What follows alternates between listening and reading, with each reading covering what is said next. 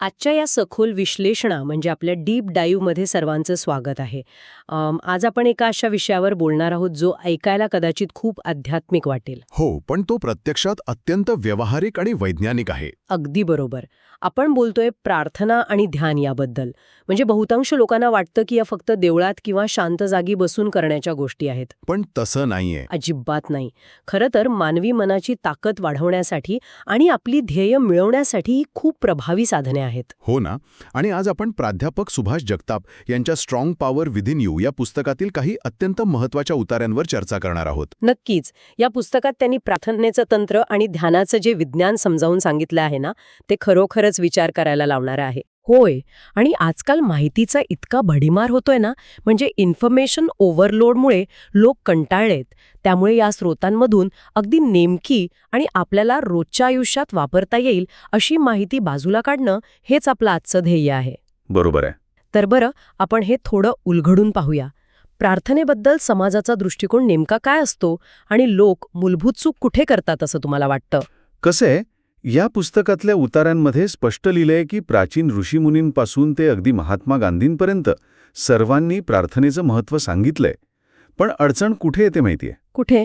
आजकाल लोक प्रार्थनेचा मूळ अर्थच विसरलेत. बहुतांश वेळा फक्त भौतिक सुखांची मागणी करण्यासाठी, म्हणजे मला गाडी मिळो किंवा घर मिळो, यासाठी प्रार्थना केली जाते. म्हणजे अगदी लहान मुलांसारखं. अगदी तसंच. ही पद्धत खूपच बालिश आहे. लोक आंधळेपणाने फक्त मागण्या करत सुटतात आणि मग जेव्हा त्या पूर्ण होत नाहीत ना, तेव्हा निराश होतात, देवाला दोष देतात. हे ऐकल्यावर मला नेहमी ती एक अनोखी तुलना आठवते. म्हणजे अनेक लोक प्रार्थनेला एखाद्या वेंडिंग मशीनसारखं समजतात. वेंडिंग मशीन, अच्छा. हो, म्हणजे आतमध्ये नाणं टाकलं, 2 बटणं दाबली की आपल्याला हवी ती वस्तू लगेच बाहेर पडेलच अशी त्यांची अपेक्षा असते. बरोबर बरोबर. आणि ती वस्तू नाही मिळाली की मग ते त्या मशीनला लाथा मारायला लागतात. पण हे सगळे इतकं यांत्रिक नक्कीच नाहीये. नक्कीच नाही. ही तुलना खूपच अचूक आहे. कारण मुळात प्रार्थना ही काही मागण्याची प्रक्रिया नाहीच आहे. ती एक मानसिक अवस्था आहे. मानसिक अवस्था. हो. या स्रोतांमध्ये एक स्पष्ट नियम सांगितलाय. जर प्रार्थना स्वार्थी नसेल, जाणीवपूर्वक केलेली असेल आणि त्यामुळे इतर कोणालाही इजा पोचणार नसेल, तर 90% प्रार्थना पूर्ण होतात. बापरे, 90%? हो. याचा अर्थ असा की जर आपल्याला अपेक्षित परिणाम मिळत नसतील, तर आपल्या प्रक्रियेतच काहीतरी गंभीर त्रुटी आहे. म्हणजे पुस्तकात जी पद्धत दिलीये ती थोडी वेगळी आहे का? खूप वेगळी आहे. शरीर आणि मन पूर्णपणे तणावमुक्त करणं आणि त्यानंतर जे घडायला हवं आहे तेच फक्त मनात ठेवणं. इथे शब्दांचा खेळ नाहीये. मग कशाचा खेळ आहे? व्हिज्युअलायझेशनचा. मनाच्या पडद्यावर आपल्या ध्येयाचं एक जिवंत चित्र सलग 3 मिनिटे पाहण्यावर लेखकांनी खूप भर दिला आहे. आणि हे वैज्ञानिकदृष्ट्या खूप महत्वाचं आहे. अच्छा, म्हणजे नुसते शब्द नको तर चित्र हवं. आणि या जिवंत चित्राच्या प्रक्रियेत सुरुवातीला मन शांत करण्यासाठी एखाद्या गोष्टीवर लक्ष केंद्रित करणं उपयोगी ठरतं असंही त्यात म्हटलंय. हो, अगदी बरोबर. स्रोतांमध्ये एक मेणबत्तीच्या ज्योतीचं चित्र दिलेलं आहे. सुरुवातीला मला वाटलं की हे केवळ एक पारंपरिक किंवा धार्मिक प्रतीक असावं, पण मला वाटतं याचा काहीतरी मेंदूशी संबंध असावा. हो, नक्कीच. तो केवळ एक धार्मिक समज नाहीये. जर आपण न्यूरोसायन्सच्या म्हणजे मेंदू विज्ञानाच्या दृष्टिकोनातून पाहिलं, तर ती स्थिर ज्योत एक फोकस पॉइंट म्हणून काम करते. म्हणजे लक्ष केंद्रित करण्यासाठी. हो. आपले मानवी डोळे सतत इकडे तिकडे फिरत असतात. पण जेव्हा आपण एका स्थिर ज्योतीवर लक्ष केंद्रित करतो, तेव्हा या हालचाली थांबतात. आणि मग काय होतं? आश्चर्यकारक गोष्ट म्हणजे जेव्हा डोळ्यांची हालचाल थांबते, तेव्हा मेंदूतील विचारांची धावपळही आपोआप मंदावते. अरे वा. आपला मेंदू बीटा लहरींकडून अल्फा लहरींकडे प्रवास करू लागतो आणि या शांत अवस्थेतच ती 3 मिनिटांची व्हिज्युअलायझेशन प्रक्रिया खऱ्या अर्थाने काम करते. आणि इथेच हा विषय खऱ्या अर्थाने रंजक होतो आणि मला वाटतं थोडा भीतीदायकही होतो. भीतीदायक कशामुळे? कारण त्या स्रोतामध्ये एक अत्यंत गंभीर इशारा दिलेला आहे. लेखकाचं म्हणणं आहे की ध्येयाचं चित्र उभारत असताना त्या फळाच्या बदल्यात आपण काय त्याग करणार आहोत, म्हणजे काय सॅक्रिफाईस करणार आहोत हे ठरवणं अत्यंत आवश्यक आहे. हो, तो भाग खूपच महत्वाचा आहे. जर मानसिक ऊर्जेला योग्य दिशा मिळाली नाही तर ती किती विनाशकारी ठरू शकते याचं एक भयानक उदाहरण या पुस्तकात आहे. तो 1 लाख रुपयांचा प्रसंग. अरे हो, तो प्रसंग तर या संपूर्ण विश्लेषणाचा केंद्रबिंदू मानता येईल. खरंच. म्हणजे काय झालं होतं तिथे नक्की? या तंत्राचा वापर करून एका व्यक्तीने 1,00,000 रुपयांसाठी प्रार्थना सुरू केली. मनाच्या पडद्यावर चित्रही अगदी अचूक उभं केलं. बरं. पण एक मोठी चूक केली. त्या बदल्यात आपण काय देणार आहोत, कोणता प्रयत्न किंवा परतावा देणार आहोत हे त्याने ठरवलंच नाही. फक्त पैसे हवेत एवढंच चित्र उभं केलं. अरे बापरे, हे तर अगदी त्या मंकीज पॉ कथेसारखं वाटतंय. मंकीज पॉ म्हणजे ती गोष्ट जिथे हो, तीच गोष्ट जिथे इच्छा पूर्ण तर होते, पण अत्यंत भयानक मार्गाने. कारण या उदाहरणातही तसंच झालंय. बरोबर एके दिवशी ती व्यक्ती ऑफिसमधून घरी परतत असताना त्याला एका जीपने जोरदार धडक दिली.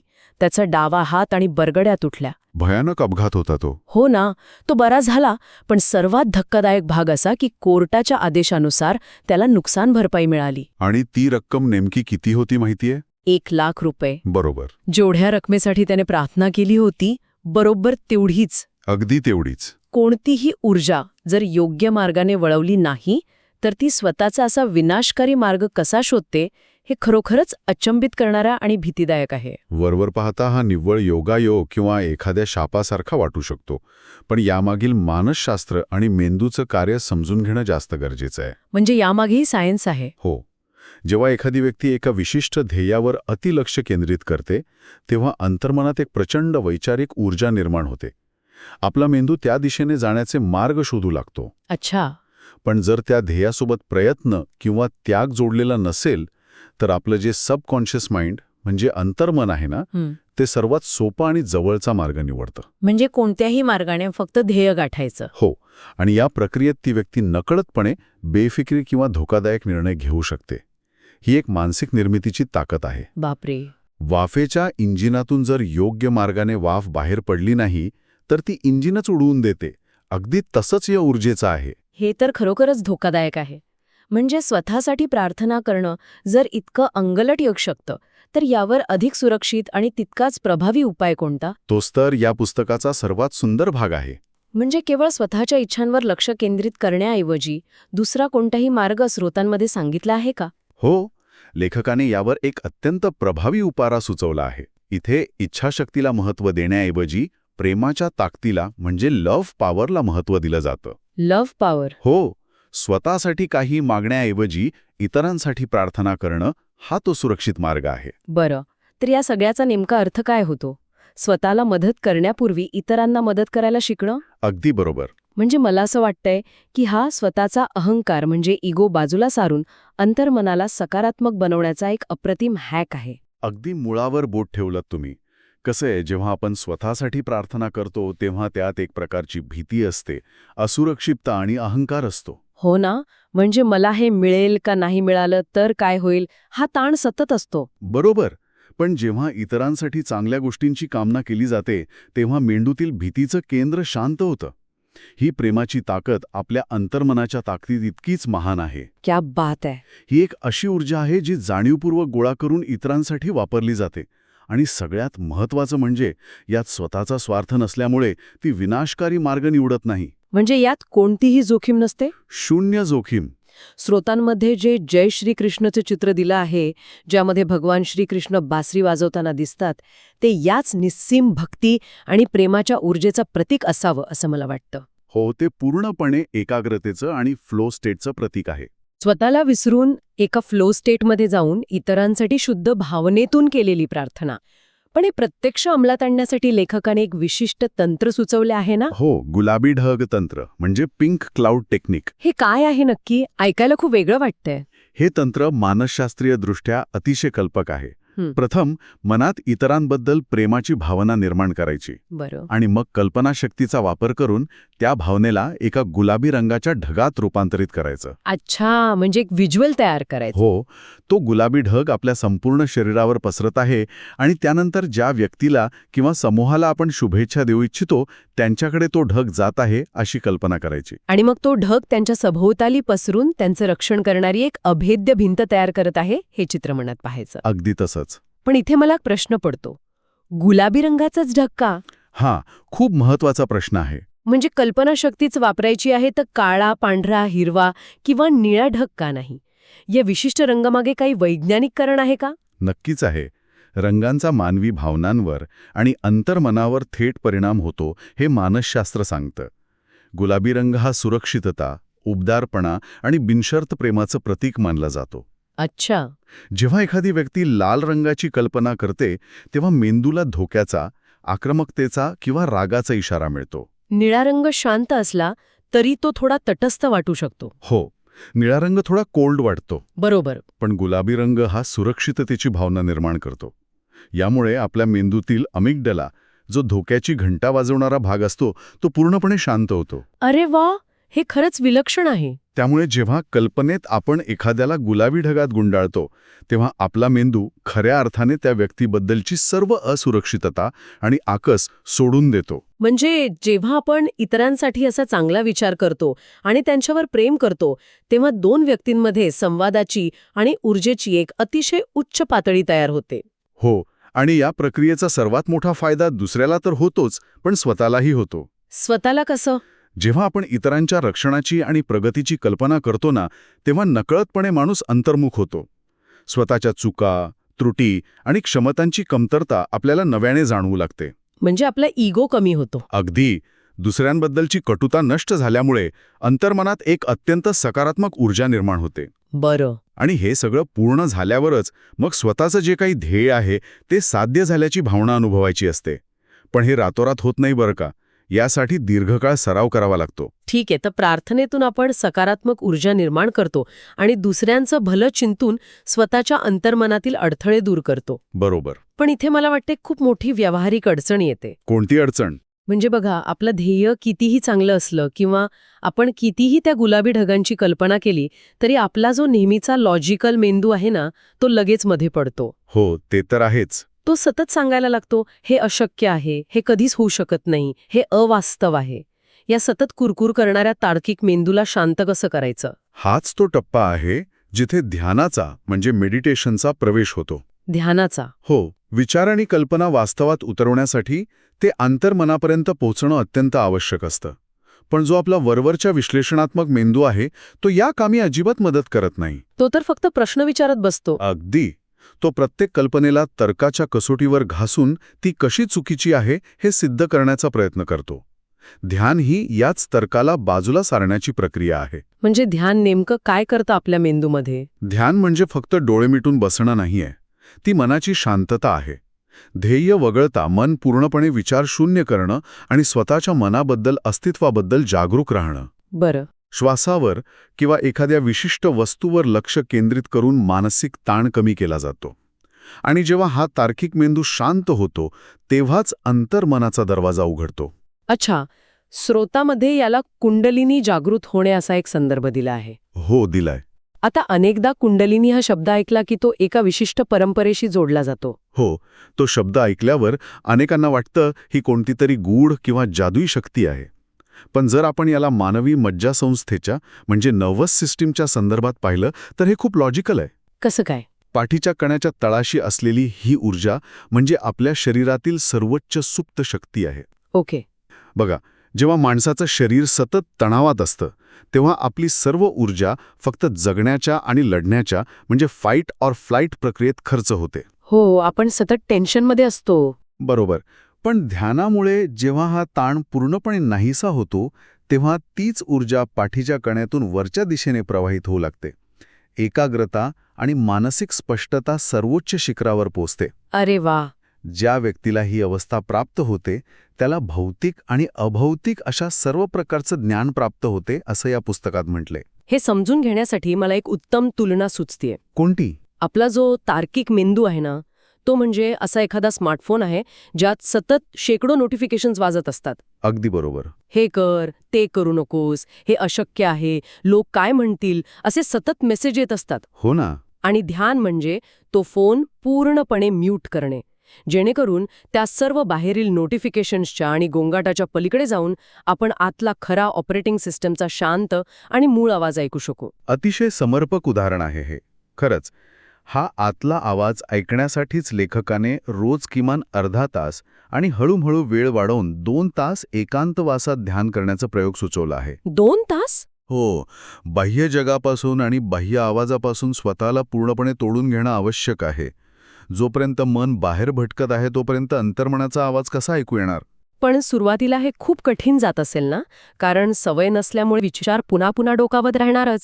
सुरुवातीला हे नक्कीच आव्हानात्मक असतं, पण जेव्हा जाणीवपूर्वक हा सराव केला जातो तेव्हा हळूहळू अंतर्मनाची खुसबूस खऱ्या अर्थाने ऐकू येऊ लागते. म्हणजे आतूनच उत्तरे मिळतात. हो, आतून प्रेरणा मिळते. अंतर्मन योग्य मार्गदर्शन करू लागतं. काय करावं, कोणाला भेटावं, एखादा निर्णय कधी घ्यावा. आणि जेव्हा या आंतरिक सूचनांचं पालन केलं जातं तेव्हा आत्तापर्यंत बंद असलेली यशाची दारं अचानक उघडू लागतात. म्हणजे ज्या कामांमध्ये सतत अपयश येत होतं तिथे यशाचे मार्ग दिसू लागतात. अगदी. यावरून एक अत्यंत महत्त्वाचा आणि विचार करायला लावणारा प्रश्न उभा राहतो की मानवी आयुष्यात वास्तवाचं स्थान आधी की कल्पनेचं? हां, या संपूर्ण चर्चेचा गाभा आहे. हो ना.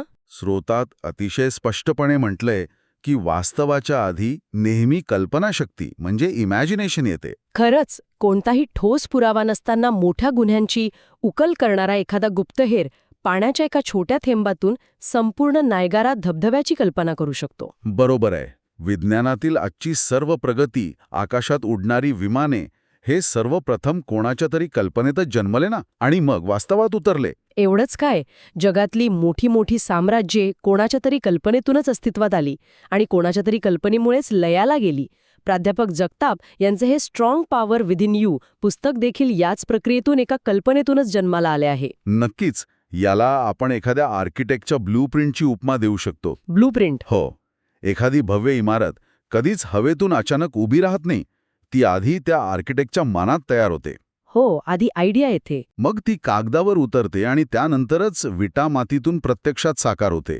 ध्यान आणि कल्पनाशक्ती हे आपल्या आयुष्याचं असं ड्राफ्टिंग टेबल आहे जिथे ही ब्लूप्रिंट तयार केली जाते. खूप छान समजावले तुम्ही हे. म्हणूनच लेखकाने इथे एक अत्यंत महत्त्वाचा सावधगिरीचा इशारा दिलाय.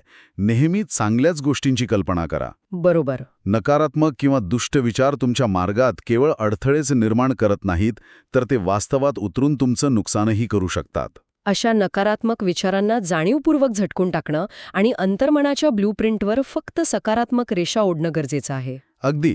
तर या संपूर्ण सखोल विश्लेषणाचा जर गोषवारा काढायचा झाला तर आज आपण काय शिकलो? हो, थोडक्यात सांगायचं तर प्रार्थना म्हणजे एखाद्या वेंडिंग मशीनमध्ये नाणं टाकून हवी ती वस्तू मागणं नव्हे. बरोबर. ती एक गंभीर मानसिक अवस्था आहे ज्यात एकाग्रता आणि फळाच्या बदल्यात त्याग करण्याची तयारी असावी लागते. चुकीच्या आणि स्वार्थी पद्धतीने केलेली प्रार्थना कशी हानिकारक ठरू शकते हे आपण त्या 1 लाख रुपयांच्या भयानक उदाहरणावरून पाहिलं. आणि त्यावरील अत्यंत प्रभावी व सुरक्षित उपाय म्हणजे गुलाबी ढगाचे तंत्र वापरून इतरांसाठी प्रेमाची भावना निर्माण करणे.